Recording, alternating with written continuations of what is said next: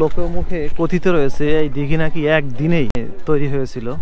Heavy heavy একবারে খোলামেলা পরিবেশে আমরা যাচ্ছি। মাশাআল্লাহ, দেখুন এর যে কারুকাজ, টেরাকোটার যে ফলক, যে ভগ্নাংশগুলা এত সুন্দরভাবে করা হয়েছে। এই যে মসজিদের ভিতরের অংশ এটা। এখানে গোসল করলে নাকি পাপ মুক্তি হবে বা রোগ মুক্তি হবে, এরকম আশায় কিন্তু অনেকে গোসল করে, অনেকে বাচ্চারা এখানে গোসল করাচ্ছে। সামনে 5টা, পেছনে 5টা, মোট 10টা গম্বুজ কিন্তু এখানে রয়েছে।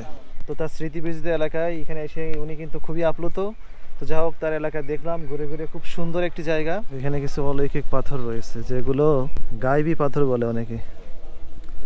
এত আগের নকশাগুলো এখনো দেখেন কেমন, মানে সেইভাবেই একবারে অক্ষত অবস্থায় রয়েছে। এটি 1393 থেকে 1410 খ্রিস্টাব্দের মধ্যে গিয়াসউদ্দিন আজম শাহ এই মসজিদ নির্মাণ করেন।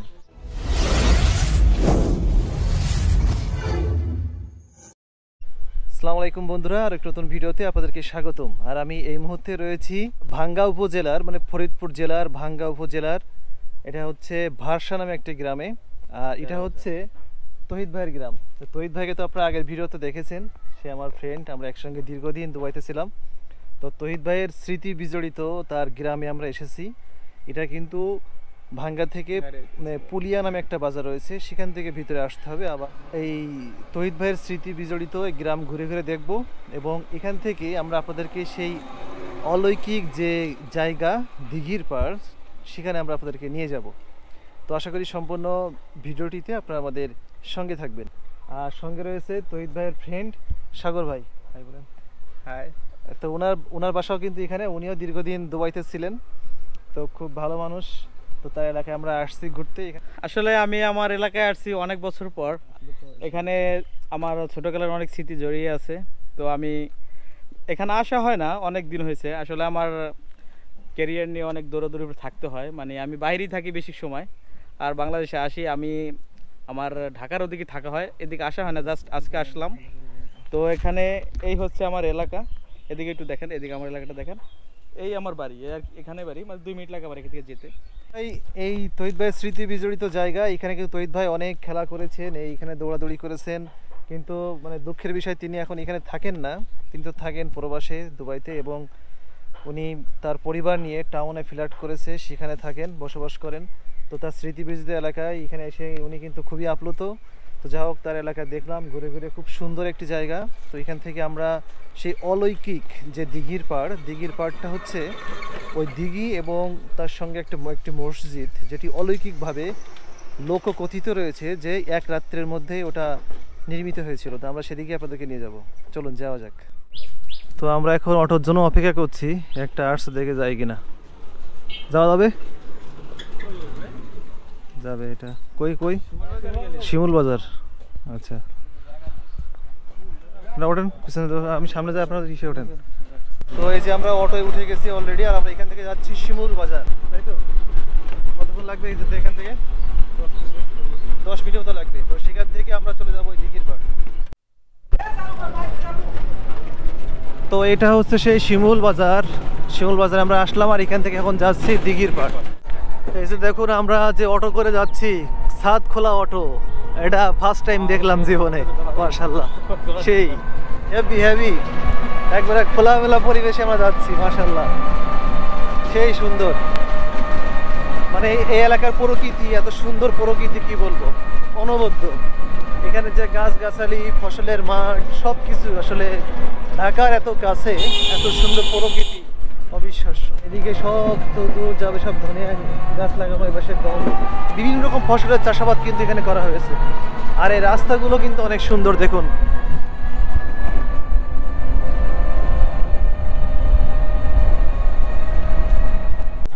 তো বন্ধুরা, আমরা ফাইনালি সেই দিঘির পাড়ে চলে এসেছি। দিঘির দিকে আমরা নিয়ে যাব, আর এটা হচ্ছে মসজিদের এদিকে যাই। এই যে এখানে একটা মাজার রয়েছে, মহরুম জামাল নূর মোহাম্মদ মুজাম্মেল হোসেন সিদ্দিকী। আচ্ছা, ওনার মাজার এটা মানে 1900 শতকে মারা গেছিলেন। এখানে কিছু অলৌকিক পাথর রয়েছে যেগুলো গায়েবী পাথর বলে অনেকে। এই যে স্থাপনা এখানে ছিল, সেগুলো এখানে সংরক্ষণ করে রাখা হয়েছে আর কি। এই যে এটা মসজিদটা, এই মসজিদের স্থাপত্য শৈলী কিন্তু অসাধারণ, মাশাআল্লাহ। দেখুন এই যে টেরাকোটার যে ফলকগুলো এখানে রয়েছে, নকশা, মাশাআল্লাহ অনেক সুন্দর, দারুণ কারুকাজ করা। এটা স্থাপিত হয়েছে কত সালে সেটা কিন্তু আমরা আপনাদেরকে জানাবো একটু পরে। মাশাআল্লাহ, মসজিদের পেছনের অংশ।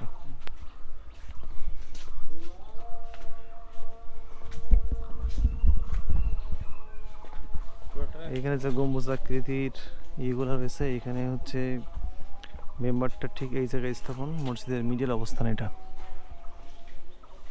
এই যে এখানে ডিজাইনগুলা সেই তৎকালীন সময়ের ডিজাইন, ইটের আকারগুলো দেখুন, মাশাআল্লাহ।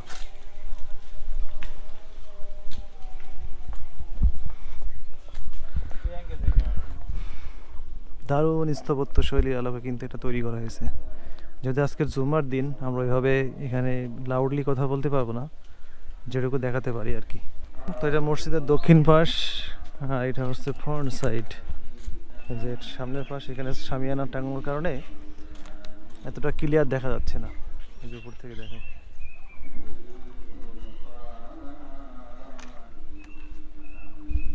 এই যে বন্ধুরা, এখানে একটা মাজার, এখানে যে পীর সাহেব বলা হয় সেই পীরের কিন্তু মাজার। এটা কি পীর জানি না, এখানে লেখা রয়েছে মেবি। এই যে পাতরাইল দিঘির পাড় হজরত মজলিস আবদুল্লাহ খান আউলিয়া, তো এটা তার মাজার শরীফ। এখানে অনেকে মানত টানত করে, যদিও এগুলো কতটা ঠিক আমি জানি না। তো যাই হোক, দেখা শেষ করে আমরা ওই দিঘির পাড়ের দিকে যাব, চলুন যাওয়া যাক। এই যে এটা হচ্ছে মসজিদের ফ্রন্ট সাইড। এই যে উপরে গম্বুজগুলো দেখা যাচ্ছে, এখানে একটা, দুইটা, তিনটা, চারটা, পাঁচটা, 10টা গম্বুজ রয়েছে উপরে। তো কথিত আছে এখানে ওই দিঘি আর এই মসজিদ নাকি এক রাত্রে অলৌকিকভাবে নির্মিত হয়েছিল। এখানে মেলাও বসেছে, যে এখানে আতর বিক্রয় করা হচ্ছে, টুপি, বেশ বাচ্চাদের খেলনা টেলনাও এখানে বিক্রয় করা হচ্ছে এপাশে। এই যে দিকে, এই যে বন্ধুরা আমরা দিঘির পাড়ে চলে এসেছি।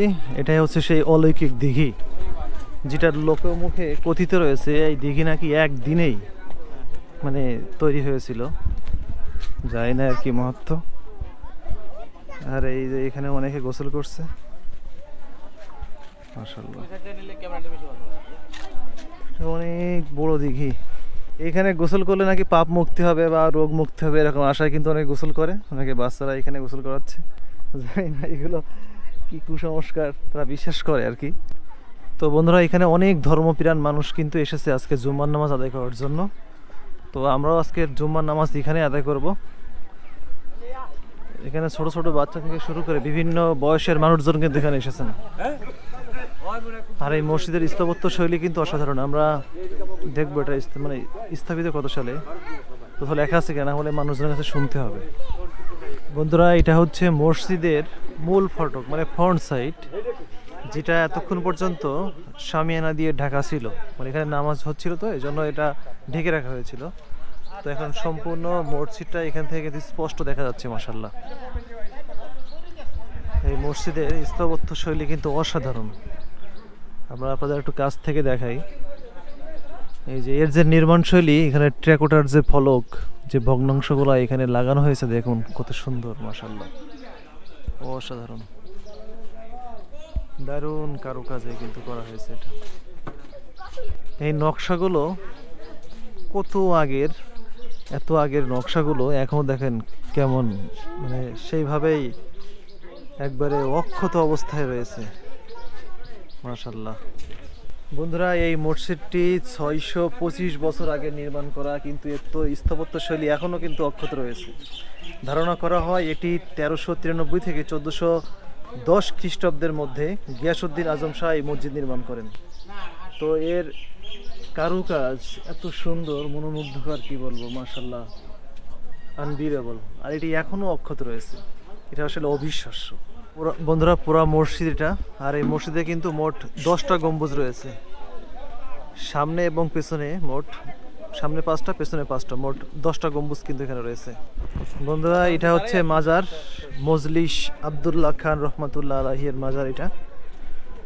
তো ওনার তত্ত্বাবধানে কিন্তু এই মসজিদ এবং দিঘি নির্মাণ করা হয় তৎকালীন সময়ে। সেই 1393 থেকে 1410 খ্রিস্টাব্দের মধ্যে এটি নির্মাণ করেছিলেন গিয়াসউদ্দিন আজম শাহ এই মজলিসে আবদুল্লাহ খানের তত্ত্বাবধানে। এই পাথরগুলো অনেকে অলৌকিক বলে, আসলে অলৌকিক ঠিক না, কারণ এগুলো হচ্ছে ওই যে মিনার যে পাথরগুলো মানে পিলার যেগুলো বলে, মসজিদের ভিতরে কিন্তু এরকম ধরনের পিলার রয়েছে কংক্রিটের, পাথর দিয়ে তৈরি এগুলা। যেমন 60 গম্বুজ মসজিদের পিলারগুলো তৎকালীন সময়ে পারস্য থেকে নিয়ে আসা হয়েছিল, তো এগুলো মনে হয় এরকম বিদেশ থেকে নিয়ে আসা হয়, সব কিন্তু পাথর দিয়ে তৈরি, অসাধারণ। এই স্থাপত্যগুলো আসলে যে যুগের পর যুগ, বছরের পর বছর এভাবেই টিকে থাকে শুধুমাত্র এর এই যে ইনস্ট্রুমেন্টগুলো এখানে ব্যবহার করা হয়, যে ইটগুলো ব্যবহার করা, যে পাথরগুলো ব্যবহার করা হয়, সবগুলো কিন্তু সেই তৎকালীন সময়ের উৎকৃষ্ট এবং সর্বোৎকৃষ্ট যে সামগ্রী সেগুলো দিয়েই কিন্তু এগুলো তৎকালীন সময়ে নির্মাণ করা হয়েছিল। তো মসজিদের ভিতরটা দেখাতে পারিনি, তখন নামাজ হচ্ছিল। এটা হচ্ছে মসজিদের ভিতরের অংশ। আর এই মাঝ বরাবর ঠিক যে পিলারগুলো আপনারা দেখতে পাচ্ছেন, এই পিলারগুলোই কিন্তু ওখানে রাখা রয়েছে, সিমিলার একই রকম। তো দেখুন এর যে কারুকাজ, টেরাকোটার যে ফলক, যে ভগ্নাংশগুলা এত সুন্দরভাবে করা হয়েছে। এই যে মসজিদের ভিতরের অংশ এটা, মাশাআল্লাহ খুব সুন্দর। তো 10 গম্বুজ বিশিষ্ট এই মসজিদটি আপনারা আসবেন, এটা আপনাদেরকে সত্যিই মুগ্ধ করবে। অনন্য এক নিদর্শন, 625 বছর আগে নির্মিত একটি স্থাপনা এখনও মাথা উঁচু করে দাঁড়িয়ে রয়েছে, আনবিলিভেবল। তো বন্ধুরা, আজকের এই সুন্দর স্থাপনা আমরা ঘুরে ঘুরে আপনাদেরকে দেখিয়েছি, মসজিদ দেখিয়েছি, মাজার দেখালাম, এপাশে দিঘিও আগে দেখিয়েছি আপনাদের। অসাধারণ একটি নিদর্শন, আশা করি আপনাদের ভালো লাগবে। আর সঙ্গে রয়েছিল আমার তহিদ ভাই, আমার খুব কাছের মানুষ, আর এ পাশে রয়েছে আমাদের সাগর ভাই। তো আমরা সবাই মিলে কিন্তু আজকের এটা এনজয় করেছি। তো আমার এই ভিডিওটি ভালো লাগলে লাইক করবেন, কমেন্টস করবেন, শেয়ার করবেন, আর সাবস্ক্রাইব করতে একদম ভুলবেন না। তো আবারও দেখা হবে অন্য কোনো দর্শনীয় স্থানে। ততক্ষণ পর্যন্ত সকলে ভালো থাকবেন, সুস্থ থাকবেন। সকলকে ধন্যবাদ।